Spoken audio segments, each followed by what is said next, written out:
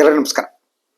ಧರ್ಮಸ್ಥಳದ ಪ್ರಕರಣ ಒಂದು ಹಂತಕ್ಕೆ ಬಂದು ನಿಂತಿದೆ. ಈಗ ಆ ಕಾಡಿನಲ್ಲಿ ನೇತ್ರಾವತಿ ಸ್ನಾನಘಟ್ಟದ ಪಕ್ಕ ಮತ್ತು ಉಳಿದ ಒಳಗಡೆ ದಟ್ಟ ಕಾಡಿನಲ್ಲಿ ಎಲ್ಲೆಲ್ಲಿ ಹೆಣವನ್ನ ಹೂತಿಡಲಾಗಿತ್ತು ಅನ್ನೋದರ ಮಹಜರ್ ನಡೀತಾ ಇದೆ. ಮೊದಲಿಂದಾಗಿ ತಲೆಬುರುಡೆ, ಆ ಬಗ್ಗೆ ನಾನು ಈ ಮೊದಲೇ ಮಾತಾಡಿದೆ.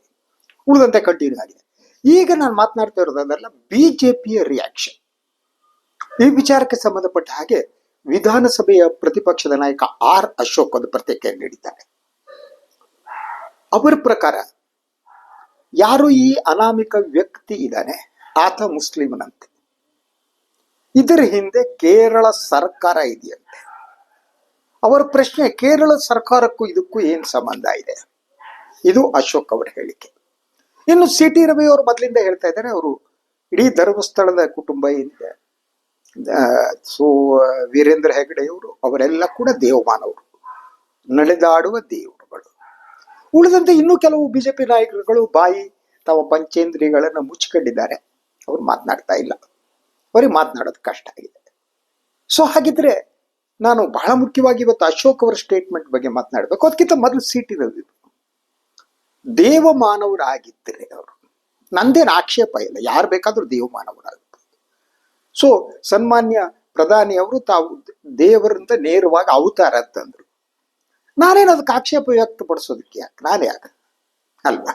ಆದ್ರೆ ಈ ದೇವ ಮಾನವರುಗಳು ಏನಿದ್ದಾರೆ, ಅವರು ಈ ಹುನುಮಾನವರ ಜೊತೆ ಯಾಕೆ ಬದುಕ್ತಿದ್ದಾರೆ ಅನ್ನೋದು ನನ್ನ ಬಹಳ ಮುಖ್ಯವಾದ ಪ್ರಶ್ನೆ. ದೇವಮಾನವರು ದೇವಲೋಕದಲ್ಲಿ ಇರ್ಬೇಕು, ಅಥವಾ ಇಲ್ಲಿ ಅವತಾರ ಮಾಡಿದ್ರೆ ಅವ್ರಿಗೇನೋ ಒಂದು ನಿರ್ದಿಷ್ಟ ಉದ್ದೇಶ ಇರ್ಬೇಕಲ್ಲ ಅವತಾರಕ್ಕೆ. ಹಾಗಿದ್ರೆ ನಾನು ಸಿ ಟಿ ರವಿ ಹತ್ರ ಕೇಳೋಕೆ ಇಷ್ಟಪಡ್ತೀನಿ, ವೀರೇಂದ್ರ ಹೆಗಡೆಯವರು ಏನಿದ್ದಾರೆ, ಗೌರವಾನ್ವಿತ ವೀರೇಂದ್ರ ಹೆಗಡೆಯವರು, ಅವರು ದೇವ ಮಾನವರಾಗಿದ್ರೆ ಇಲ್ಲಿ ಅವರು ಅವತಾರವನ್ನು ಎತ್ತುವುದಕ್ಕೆ ಕಾರಣ ಏನು, ಉದ್ದೇಶ ಏನು?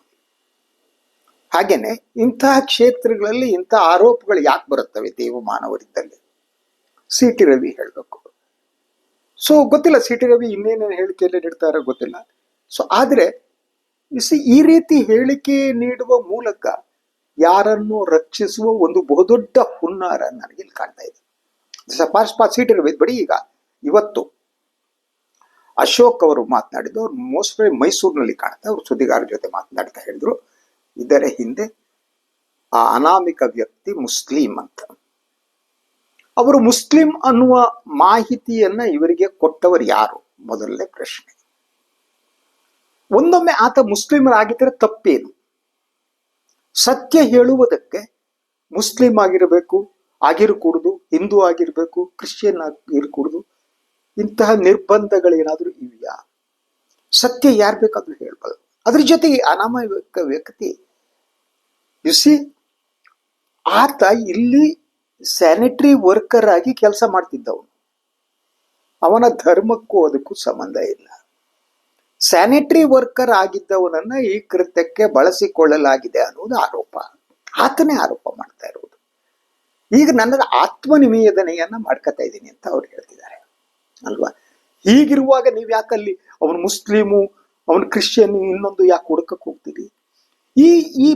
ಇವರ ಪರಂಪರೆ ಇವರಿದಾರಲ್ಲ, ಈ ಸನ್ಮಾನ್ಯ ಗ್ರೇಟ್ ಅಶೋಕ್ ಅವರ ಈ ವಾಟ್ಸಪ್ ಯೂನಿವರ್ಸಿಟಿ ಅವನು ಕ್ರಿಶ್ಚಿಯನ್ ಇರಬೇಕು, ಅಯೋಗ್ಯತನ ಇದಕ್ಕೆ ಧರ್ಮಗಳಿರಲ್ಲ, ಯೋಗ್ಯತೆಗೂ ಧರ್ಮ ಇರಲ್ಲ. ಯಾವ ಧರ್ಮದವ್ರು ಬೇಕಾದ್ರೂ ಯೋಗ್ಯರಾಗಿರ್ಬೋದು, ಸತ್ಯವನ್ನ ಹುಡುಕ್ಬೋದು, ಆತ್ಮನಿವೇದನೆ ಮಾಡ್ಕೋಬಹುದು. ಆದ್ರೆ ಯಾಕೆ ಒಂದು ಬಹಳ ಮುಖ್ಯವಾಗಿ ಇವರಿಗೆ ಯಾರು ಆರೋಪಿತರಿದ್ದಾರೆ ಅವರ ರಕ್ಷಣೆ ಮಾಡಬೇಕು ಅನ್ನೋದು ಇವರ ಮೊದಲ ಉದ್ದೇಶ. ಅವರು ರಕ್ಷಿಸಬೇಕಾಗಿದೆ. ಅವರು ತಪ್ಪು ಮಾಡಿದರ ಇಲ್ವಾ ಅನ್ನೋದು ಇವ್ರಿಗೆ ಗೊತ್ತಿದೆ. ಇವರು ಇಂಡೈರೆಕ್ಟ್ಲಿ ಇದರ ಪಾಲುದಾರರು ಅಂತ ಅರ್ಥ. ಅದರ ಜೊತೆಗೆ ಅವರು ಯಾರು ಈ ವಿಚಾರದಲ್ಲಿ ಹೋರಾಟ ಮಾಡ್ತಿದ್ದಾರೆ, ಸತ್ಯ ಹೊರಗೆ ಬರ್ಲಿದ್ದಾರೆ, ಅವ್ರನ್ನ ಟಾರ್ಗೆಟ್ ಮಾಡ್ತಾರೆ. ಅವರೆಲ್ಲ ನಕ್ಸಲರು, ನಕ್ಸಲರು, ಇನ್ನೊಂದು ಮತ್ತೊಂದು, ವೈಚಾರಿಕರು, ಹಿಂಗೆ ಹಾಗೆ ಅಲ್ಲ. ಧರ್ಮಸ್ಥಳದಲ್ಲಿ ಏನಾದರೂ ಈ ಅನಾಮಿಕ ಹೇಳಿದ್ದು ಸತ್ಯ ಆಗಿದ್ರೆ, 100 ಹೆಣಗಳು ಬಿದ್ದಿದ್ರೆ ಅದು ಯಾರ ಹೆಣಗಳು? ಹಿಂದೂ ಹೆಣ್ಮಕ್ಳ ಹೆಣಗಳು ತಾನೆ, ಅದು ಬೇರೆಯವರದ್ದಲ್ಲ ಅಲ್ವಾ? ಹಿಂದೂ ಹೆಣ್ಮಕ್ಳದ್ದು. ಅದರ ಜೊತೆಗೆ ನಾನು ಇನ್ನೂ ಒಂದು ಮಾಹಿತಿಯನ್ನ ನೋಡ್ತಾ ಇದ್ದೇನೆ. ಕೇವಲ ಹಿಂದೂ ಮಾತ್ರ ಅಲ್ಲ, ಮುಸ್ಲಿಂ ಯುವತಿಯರು ಕೂಡ ಅಲ್ಲಿ ಕಣ್ಮರೆಯಾದ ಉದಾಹರಣೆಗಳಿವೆ. ಅಲ್ಲಿ ಇನ್ನೊಂದು ಈ ಜಾಲ ಇತ್ತಂತೆ. ಅದರ ಪ್ರಕಾರ ಕೆಲವು ದಟ್ ಮಂತ್ರವಾದಿಗಳು, ಜ್ಯೋತಿಷ್ಯ ಹೇಳುವವರು ಬೇರೆ ಧರ್ಮದವರನ್ನು ಧರ್ಮಸ್ಥಳಕ್ಕೆ ಕಳಿಸಿದ ಉದಾಹರಣೆ ಇದೆ, ಬಂದ ಉದಾಹರಣೆ ಇದೆ. ಮುಸ್ಲಿಂ ಹೆಣ್ಮಕ್ಳು, ಕ್ರಿಶ್ಚಿಯನ್ ಹೆಣ್ಮಕ್ಳು ಕೂಡ ಧರ್ಮಸ್ಥಳಕ್ಕೆ ಬಂದರೆ ಏನೋ ನಮಗೆ ಒಳ್ಳೇದಾಗತ್ತೆ ಅಂತ ಬಂದಿದ್ದಿದೆ. ಹಾಗೆ ಬಂದವರ ಹೆಣ್ಮಕ್ಳು ಏನಿದ್ದಾರೆ, ಬಂದವರಲ್ಲಿ ಏನಾದ್ರು ಅನ್ನುವುದ್ರ ಬಗ್ಗೆನೂ ಬೇರೆ ಬೇರೆ ವರದಿಗಳಿವೆ. ಅದರ ಬಗ್ಗೆ ನಾನು ಅದರ ಸಾಕ್ಷ್ಯ ಇಲ್ಲದಿದ್ದಂತ ಹೇಳಲಾರೆ, ನಾನು ಇದನ್ನು ಕೇಳಿದ್ದು. ಆದ್ದರಿಂದ ಇದಕ್ಕೆ ಒಂದು ಅತ್ಯಾಚಾರಕ್ಕೆ ಧರ್ಮ ಅನ್ನೋದಿರಲ್ಲ. ಅತ್ಯಾಚಾರ ಇಂಥ ಧರ್ಮದವರು ಅತ್ಯಾಚಾರಿಗಳು ಇಂಥವ್ರಲ್ಲ ಅನ್ನೋದಿರಲ್ಲ. ಅಥವಾ ಇಂಥ ಸ್ಥಾನದಲ್ಲಿರುವ ದೊಡ್ಡವರ ಕುಟುಂಬದವನು ಇನ್ನು ಅತ್ಯಾಚಾರ ಮಾಡಲ್ಲ ಅಂತ ಹೇಳಕ್ಕಾಗಲ್ಲ. ಆದ್ರೆ ಬಹಳ ಮುಖ್ಯವಾಗಿ ಇಂಥ ಅತ್ಯಾಚಾರಕ್ಕೆ ಒಳಗಾದವರಿಗೆ ನ್ಯಾಯವನ್ನ ಒದಗಿಸಬೇಕಾದ್ದು. ಇದು ಅಶೋಕ್ ಅಂತವರಿಗೆ ಅರ್ಥ ಆಗಲ್ಲ. ಅವರು ಪ್ರತಿಯೊಂದು ರಾಜಕೀಯ ಕಣ್ಣಿಂದ ನೋಡ್ತಾರೆ ಮತ್ತು ಅವರಿಗೆ ಒಂದು ಹಿಂದೂ ಮುಸ್ಲಿಂ ಅನ್ನೋದು ಬೇಕಾಗಿದೆ. ಅವರು ದುಷ್ಟರನ್ನ ರಕ್ಷಿಸುವುದಕ್ಕೆ ಈ ಹಿಂದೂ ಮುಸ್ಲಿಂ ಅಂತ ವಿಭಾಗಿಸುವ ಒಂದು ಕೆಲಸವನ್ನು ಮಾಡ್ತಾರೆ. ಇದನ್ನು ಒಡಿಬೇಕು, ಡಿವೈಡ್ ಮಾಡಬೇಕು, ಆವಾಗ ತಮಗೆ ರಾಜಕೀಯ ಲಾಭ ಸಿಗುತ್ತೆ ಅಂತ. ಸೊ ಇದನ್ನೇ ಹೆಣಗಳ ರಾಜಕಾರಣ ಅನ್ನೋದು. ಬಿಜೆಪಿಗೂ ಈ ಹೆಣಗಳ ರಾಜಕಾರಣಕ್ಕೂ ಬಹಳ ಹತ್ತಿರದ ಸಂಬಂಧ ಇದೆ. ಅದು 2000 ಇಸ್ವಿಯ ನಂತರ, ಅದು ಪ್ರಾರಂಭವಾಗಿದ್ದು 92ರಲ್ಲಿ ಬಾಬ್ರಿ ಮಸೀದಿ ಉರುಳಿಸಿದ ನಂತರ ಈ ಹೆಣಗಳ ರಾಜಕಾರಣವನ್ನು ಭಾರತೀಯ ಜನತಾ ಪಕ್ಷ ಸ್ಟಾರ್ಟ್ ಮಾಡ್ತು. ಎಲ್ಲೆಲ್ಲಿ ಹೆಣ ಉರುಳಿಸಬಹುದು ಮತ್ತು ಎಲ್ಲೆಲ್ಲಿ ಹೆಣ ಉರುಳಬೇಕು, ಹೀಗೆ ಉರುಳಿಸಿದ ಮತ್ತು ಉರುಳುವ ಹೆಣಗಳನ್ನ ರಾಜಕೀಯ ಲಾಭಕ್ಕಾಗಿ ಹೇಗೆ ಬಳಸ್ಕೋಬೇಕು. ಇದು ಪ್ರಾರಂಭವಾದ್ದು 2000 ಇಸ್ವಿಯ ಹೊತ್ತಿಗೆ ಅದು ಇನ್ನೊಂದು ರೂಪವನ್ನ, ಹಂತವನ್ನ ತಲುಪಿತು. 2000 ನಂತರ ಇಂತಹ ಹಿಂಸಾ ರಾಜಕಾರಣ ಮತ್ತು ಹೆಣದ ರಾಜಕಾರಣ ಏನಿದೆ ಬಿಜೆಪಿ ಸಂಪೂರ್ಣವಾಗಿ ಅಡಾಪ್ಟ್ ಮಾಡಿಕೊಂಡಿದ್ದು ಗುಜರಾತ್ನಲ್ಲಿ. ಅದಾದಂತ ದೇಶದ ಬೇರೆ ಬೇರೆ ಕಡೆ ಇದನ್ನ ವಿಸ್ತರಿಸುವಂತೆ ಮಾಡಲಾಯಿತು, ಎಲ್ಲ ಕಡೆ ಸ್ಪ್ರೆಡ್ ಮಾಡಲಾಯಿತು. ಹಾಗೂ ಎಲ್ಲೆಲ್ಲಿ ಸಾಧ್ಯವೋ ಅಲ್ಲಿ ಹಿಂದೂ ಮುಸ್ಲಿಮನ್ನ ಡಿವೈಡ್ ಮಾಡಬೇಕು. ಡಿವೈಡ್ ಮಾಡುವ ಮೂಲಕ ಲಾಭ ಪಡ್ಕೋಬೇಕು.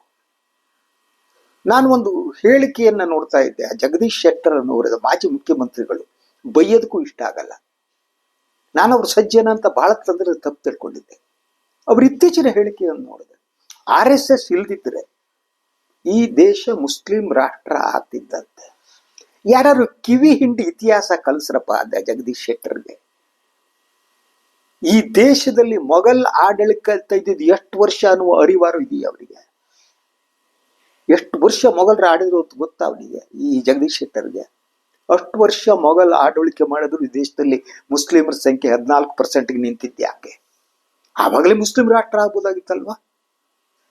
ಇಂಥದ್ದು ಗೊತ್ತಿಲ್ಲದೆ RSS ಇಲ್ದಿದ್ರೆ ಈ ದೇಶ ಮುಸ್ಲಿಂ ರಾಷ್ಟ್ರ ಆಗ್ತಿತ್ತು. RSS ಹುಟ್ಟಿದ್ದು 1925ರಲ್ಲಿ, 100 ವರ್ಷಗಳ ಅವಧಿಯಲ್ಲಿ. 100 ವರ್ಷಗಳ ಅವಧಿಯಲ್ಲಿ RSS ಬಂದು ಇದನ್ನು ಮುಸ್ಲಿಂ ರಾಷ್ಟ್ರ ಆಗೋದೇ ತಪ್ಪಿಸ್ತು ಅಂತಾದ್ರೆ, ಮೊಘಲರು ಆಳ್ವಿಕೆ ಮಾಡಿದ್ರಲ್ಲ, ಮುಸ್ಲಿಂ ಅರಸರುಗಳು, ಸಾಮ್ರಾಟರುಗಳು 3-4 ಶತಮಾನಗಳ ಕಾಲ ಆಳ್ವಿಕೆ ಮಾಡೋದಲ್ಲ ಈ ದೇಶದಲ್ಲಿ, ಆವಾಗಲೇ ಮುಸ್ಲಿಂ ರಾಷ್ಟ್ರ ಆಗ್ಬೇಕಾಗಿತ್ತು. ಈ ಸತ್ಯ ಒಂದು ಇವರಿಗೆ ಗೊತ್ತಿಲ್ಲ, ಅಥವಾ ಸತ್ಯ ಗೊತ್ತಿದ್ದರೂ ಕೂಡ ರಾಜಕೀಯ ಕಾರಣಕ್ಕಾಗಿ ಇಂಥ ಕೆಲಸವನ್ನು ಮಾಡ್ತಾರೆ. ಈ ಅಶೋಕ್ ಮಾಡ್ತಾ ಇರೋದು ಅದೇನೆ. ಇದನ್ನೇ ಹಿಂದೂ ಮುಸ್ಲಿಂ ಅಂತ ಡಿವೈಡ್ ಮಾಡುವ ಮೂಲಕ ದುಷ್ಟರನ್ನ ರಕ್ಷಿಸಬಹುದಾ ಅನ್ನುವ ದುಷ್ಟ ಆಲೋಚನೆ. ಈತ ದುಷ್ಟ, ಮಹಾನ್ ದುಷ್ಟರ ಮಾತ್ರ ಈಗ ಆಲೋಚನೆ ಮಾಡಕ್ ಸಾಧ್ಯ. ಇದು ಡಿವೈಡ್ ಮಾಡೋದು, ಕೋಮುಕ್ಕೆ ಡಿವೈಡ್ ಮಾಡುವ ಮೂಲಕ ರಾಜಕೀಯ ಲಾಭ ಸಿಗುತ್ತಾ ಅಂತ. ಯಾಕಂದ್ರೆ ಇವತ್ತು ಏನಾಗಿದೆ ಗೊತ್ತಾ ನಿಮಗೆ? ಧರ್ಮಸ್ಥಳದ ವಿಚಾರಕ್ಕೆ ಸಂಬಂಧಪಟ್ಟ ಹಾಗೆ ರಸ್ತೆಗಳಲ್ಲಿ ಜನ ಉಗಿತಾ ಇದ್ದಾರೆ. ಯಾರು ಆರೋಪಿತಿದ್ದಾರೆ, ಅವರಿಗೆ ಬೈತಿದ್ದಾರೆ, ಉಗಿತಿದ್ದಾರೆ, ಜನರಿಗೆ ಎಚ್ಚರಗೊಳ್ತಿದ್ದಾರೆ. ಈ ಜನರ ಎಚ್ಚರಿಗೊಳ್ಳುವಿಕೆ ಏನಿದೆ ಅದು ಅಶೋಕ್ ಅಂತವರಿಗೆ ಭಯವನ್ನು ಹುಟ್ಟಿಸ್ತಾ ಇದೆ, ಅವರಿಗೆ ಆತಂಕವನ್ನು ಹುಟ್ಟಿಸ್ತಾ ಇದೆ. ಜನ ಎಚ್ಚರಗೊಳ್ತಿದ್ದಾರೆ, ಸತ್ಯ ಅನ್ನೋದು ತಿಳ್ಕೊಬಿಡ್ತಾರೆ. ಇನ್ನು ರಿಲಿಜನ್ ಅನ್ನ ಮತ್ತು ರಿಲಿಜಿಯಸ್ ಪ್ಲೇಸಸ್ಗಳನ್ನ ರಾಜಕೀಯಕ್ಕೆ ನಾವು ಬಳಸ್ಕೊಳ್ಳೋದು ಹೇಗೆ? ಈಗ ಜನಕ್ಕೆ ಎಚ್ಚರಿಕೊಂಡ್ಬಿಟ್ರೆ. ಆ ಕಾರಣಕ್ಕಾಗಿ ಇದಕ್ಕೆ ಹಿಂದೂ ಮುಸ್ಲಿಂ ಅಂತ ಡಿವೈಡ್ ಮಾಡಿ ರಾಜಕೀಯ ಲಾಭಕ್ಕೆ ಬಳಸಿಕೊಳ್ಳುವ ಯತ್ನವನ್ನು ಅಶೋಕ್ ಅಂತವ್ರು ಮಾಡ್ತಿದ್ದಾರೆ. ಬಿಜೆಪಿಯ ಬಹುತೇಕ ಜನ ಆ ಕಾರಣಕ್ಕೆ ಈಗ ಮೌನವಾಗಿ ಅವರೊಂದು ಷಡ್ಯಂತರವನ್ನು ರೂಪಿಸೋಕೆ ನೋಡ್ತಿದ್ದಾರೆ. ಎಲ್ಲಿ ಹ್ಯಾಂಗ್ ಮಾಡಬೇಕು ಇದಕ್ಕೆ? ಏನಾದರೂ ಹಿಂದೂ ಮುಸ್ಲಿಂ ಅಂತ ಇದನ್ನ ಡಿವೈಡ್ ಮಾಡಿಬಿಟ್ಟು ಬೆಂಕಿ ಹಚ್ಚೋದು ಹೇಗೆ?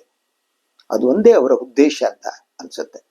ಅದರಿಂದ ಅದಕ್ಕೆ ಮಾಧ್ಯಮಗಳನ್ನ ಇಟ್ಕೊಂಡಿದ್ದಾರೆ. ನಾನು ಮೊನ್ನೆ ಎಲ್ಲ ಹೇಳ್ತಾ ಇದ್ದೀನಿ, ಮಾಧ್ಯಮಗಳು ಕೆಲವರು ಈ ವಿಚಾರವನ್ನು ಹೆಂಗೆ ಹಶ ಪಡೋಕೆ ಟ್ರೈ ಮಾಡ್ತಿದ್ದಾರೆ, ಹಾಗೇನೆ ಆರೋಪಿತರನ್ನ ರಕ್ಷಿಸೋದಕ್ಕೆ ಹೆಂಗೆ ಯತ್ನ ಮಾಡ್ತಿದ್ದಾರೆ.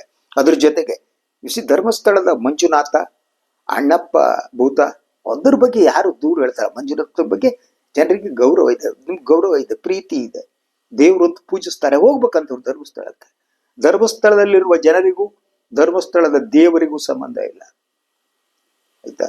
ಧರ್ಮಸ್ಥಳದ ದೇವರಾಗ್ಲಿ ಅಣ್ಣಪ್ಪ ಭೂತ ಆಗ್ಲಿ ಅವರನ್ನ ಪೂಜಿಸುವ, ಅವರು ಪೂಜಿಸ್ಬೇಕು, ಗೌರವಿಸ್ಬೇಕು, ಬೇಕಾದವ್ರು ಹೋಗ್ಬೇಕು, ಶಿವನ ಹತ್ರ ಹೋಗಿ ಕೂತ್ಕೋಬೇಕು. ಅದಕ್ಕೂ ಯಾರು ದೇವಸ್ಥಾನ ಬಾಗಿಲು ಕಾಯುವವರು ಬಂದು ಲೂಟಿ ಹೊಡೆದ್ರೆ ಸುಮ್ಮನೆ ಕೂತ್ಕೊಳ್ಳೋಕ್ಕಾಗತ್ತ ಯಾವುದೇ ದೇವಸ್ಥಾನದಲ್ಲಿ? ಇದು ಒಂದು ರೀತಿಯಲ್ಲಿ ಲೂಟಿ. ಇದನ್ನ ನಾನು ಧಾರ್ಮಿಕ ಲೂಟಿ ಅಂತ ಕರಿತೀನಿ. ಧರ್ಮದ ಹೆಸರಿನಲ್ಲಿ ಲೂಟಿ ಮಾಡೋವಂಥದ್ದು, ಧರ್ಮದ ಹೆಸರಲ್ಲಿ ಅತ್ಯಾಚಾರ ಮಾಡೋವಂಥದ್ದು.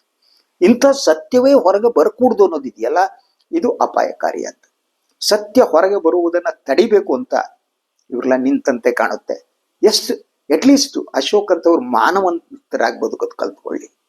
ಉಳಿದದ್ದು ಕೊನೆಗೆ ರಾಜಕಾರಣ, ಕೊನೆಗೆ ಅಧಿಕಾರ ಬರುತ್ತೆ ಹೋಗುತ್ತೆ. ಆದ್ರೆ ಇಂಥ ವಿಚಾರದಲ್ಲಿ ಹಿಂದೂ ಮುಸ್ಲಿಂ ಅಂತ ಹೊಡಿತಾ ಭಿನ್ನ ಮಾಡ್ತಾ ಕೇರಳ ಯಾಕೆ ಮಾಡಬೇಕು? ಕೇರಳದವರು ಬಂದಿಲ್ಲಿ ಸತ್ತಿರ್ಬೋದು. ಕೇರಳರು ಈ ದೇಶದ ಒಳಗಡೆ ಇದೆ, ಕೇರಳ ಇನ್ನೆಲ್ಲೂ ಇಲ್ಲ. ಕೇರಳದಲ್ಲಿ ಅಕ್ಷರತೆ ಇದೇನಿದೆ ಸಾಕ್ಷರತೆ ಅದು ಅತಿ ಹೆಚ್ಚಿದೆ. ಇವರೆಲ್ಲ ಗೊತ್ತಿಲ್ದಿರೋದು ಕೇರಳದಲ್ಲಿ ತುಂಬಾ ಇದೆ, ಆಯ್ತಾ? ಸುಮ್ಮನೆ ಕೇರಳ ಅಲ್ಲಿ ಕಮ್ಯುನಿಸ್ಟ್ ಇದ್ದಾರೆ ಬೈಕೊಂಡು ಓಡಾಡ. ಇವರೆಲ್ಲ ಯಾವಾಗ್ರಿ ಬುದ್ಧಿ ಕಲಿತಾರೆ? ಈ ದುಷ್ಟತನ ಯಾವಾಗ ಬಿಡ್ತಾರೆ? ಅದೇ ಅರ್ಥ ಆಗಲ್ಲ. Let's wait and see. ಇದು ಇವತ್ತಿನ ಸುದ್ದಿ ವಿಶ್ಲೇಷಣೆ. ಇನ್ನೊಂದು ವಿಚಾರದಲ್ಲಿ ಮತ್ತೆ ಬರ್ತೀನಿ. ನಾನು ಲೈಕ್ ಮಾಡಿ, ಸಬ್ಸ್ಕ್ರೈಬ್ ಮಾಡಿ, ಬೆಲ್ ಐಕಾನ್ ಪ್ರೆಸ್ ಮಾಡೋದಕ್ಕೆ ಮರಿಬೇಡಿ. ಹಾಗೆ ಸಾಧ್ಯ ಆದರೆ ಸಹಾಯ ಮಾಡಿ. ಸ್ವತಂತ್ರ ಪತ್ರಿಕೋದ್ಯಮವನ್ನು ಉಳಿಸಿ ಬೆಳೆಸಿ. ಎಲ್ಲರೂ ನಮಸ್ಕಾರ.